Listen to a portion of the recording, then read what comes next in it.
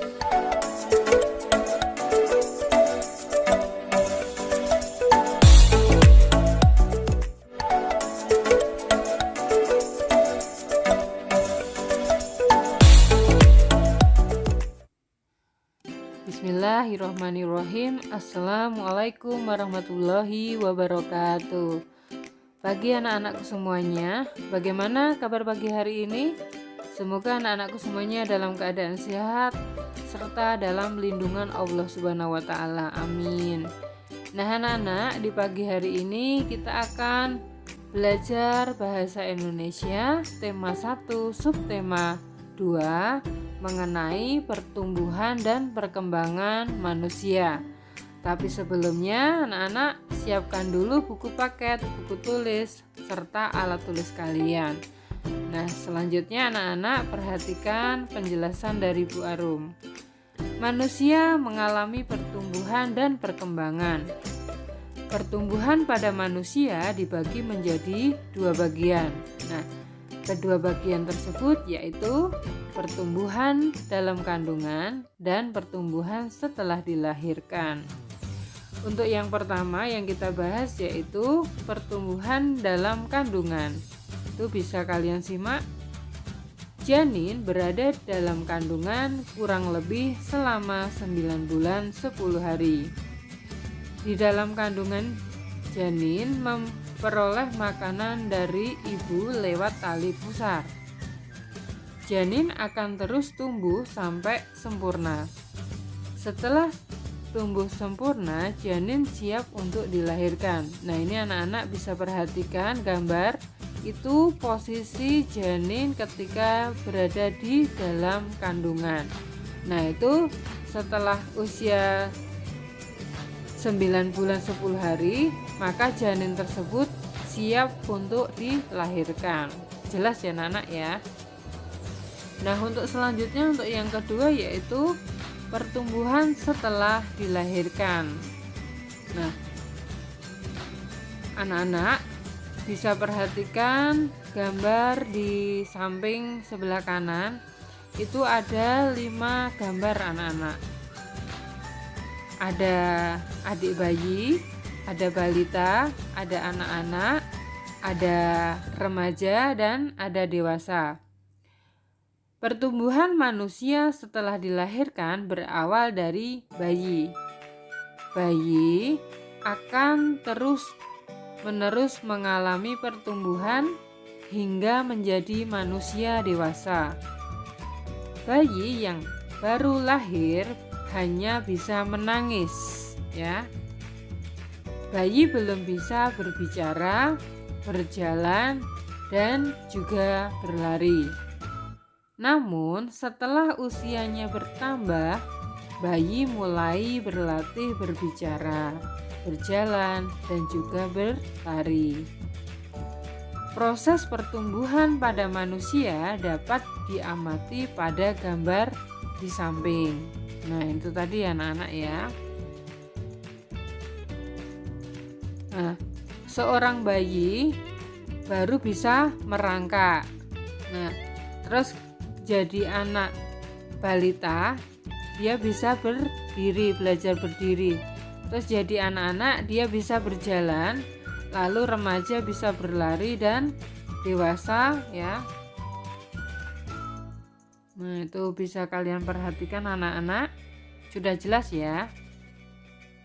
Nah, untuk selanjutnya kita mempelajari makanan untuk pertumbuhan dan perkembangan manusia.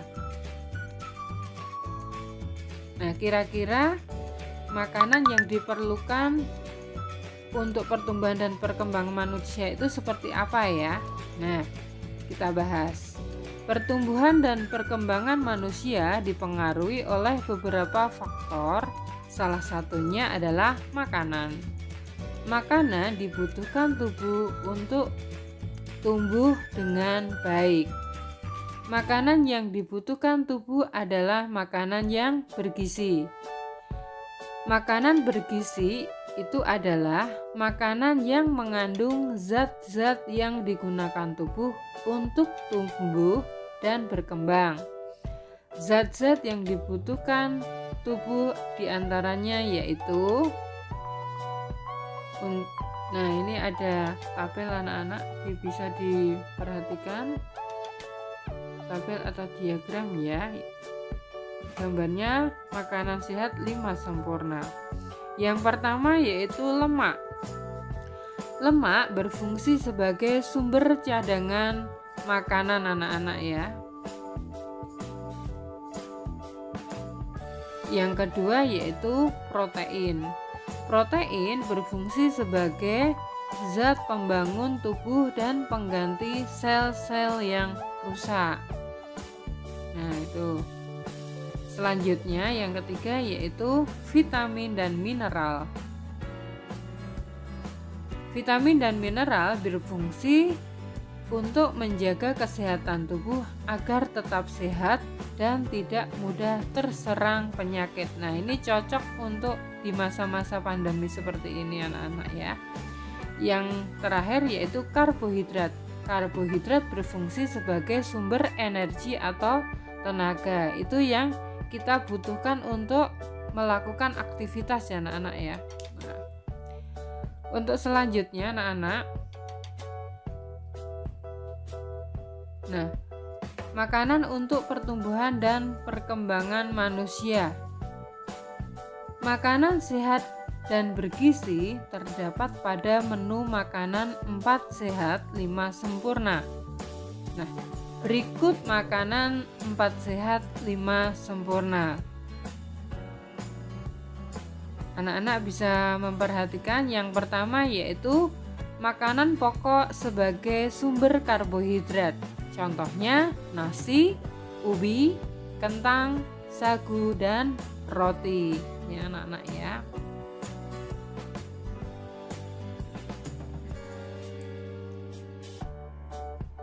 Untuk selanjutnya yaitu lauk pauk sebagai sumber protein dan lemak. Contohnya yaitu seperti daging, telur, ikan, cumi, tahu, dan tempe anak-anak.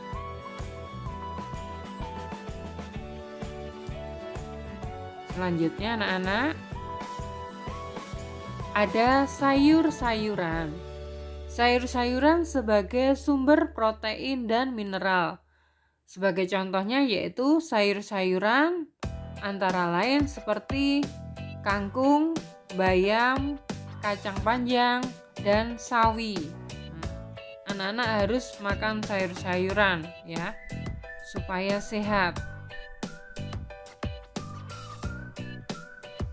Untuk selanjutnya anak-anak, yang keempat, buah-buahan sebagai sumber vitamin dan mineral.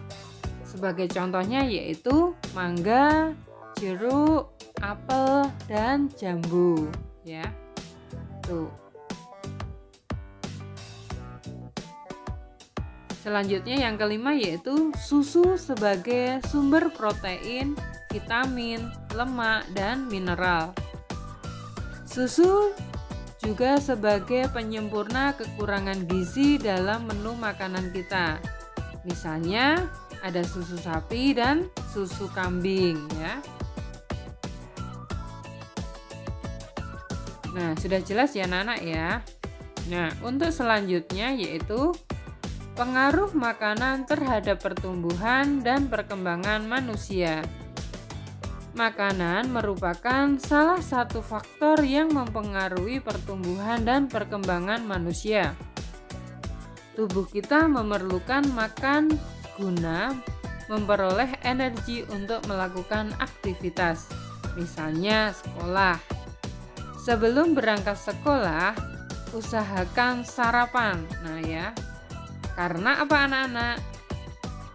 Manfaat sarapan bagi tubuh antara lain yaitu yang pertama memberi energi tubuh, yang kedua menyegarkan otak, yang ketiga menyehatkan badan, keempat menjaga konsentrasi saat belajar. Nah, jadi sarapannya wajib ya. Nah, selanjutnya kebiasaan tidak sarapan berdampak buruk bagi kesehatan. Nah, Dampak buruk tersebut diantaranya apa aja anak-anak? Yang pertama, menurunkan konsentrasi saat belajar. Yang kedua, membakar energi yang berlebihan saat berolahraga. Ketiga, menyebabkan penyakit MAH. Keempat, membuat tubuh kurus, lemas. Ya. Selanjutnya anak-anak, pengaruh olahraga dan rekreasi terhadap pertumbuhan dan perkembangan manusia. Nah, yang pertama pengaruh olahraga. Olahraga merupakan salah satu faktor yang mempengaruhi pertumbuhan dan perkembangan manusia. Berolahraga secara teratur mempunyai banyak manfaat. Manfaat dari berolahraga diantaranya yaitu: pertama, membuat tubuh kita sehat. Kedua, memperlancar peredaran darah. Ketiga, menyehatkan jiwa. Dan keempat, meningkatkan kecerdasan. Selanjutnya yaitu rekreasi anak-anak. Faktor lain yang mempengaruhi pertumbuhan dan perkembangan manusia adalah rekreasi. Rekreasi dapat menghilangkan kebosanan dari kegiatan sehari-hari. Banyak lokasi yang dapat kita kunjungi, misalnya kebun binatang, pantai, dan museum. Rekreasi membuat pikiran kita nyaman dan tenang. Rekreasi juga bertujuan untuk menghilangkan kejenuhan akibat aktivitas sehari-hari. Ya. Untuk selanjutnya yang ketiga yaitu istirahat.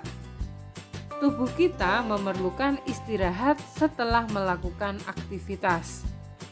Istirahat berguna untuk mengembalikan tenaga dan kesegaran setelah beraktivitas. Istirahat yang paling baik adalah tidur. Dan lama tidur yang baik adalah 8 jam dalam sehari. Nah, nanti bangun tubuh kita akan menjadi segar anak-anak ya, dan tidurnya akan berkualitas.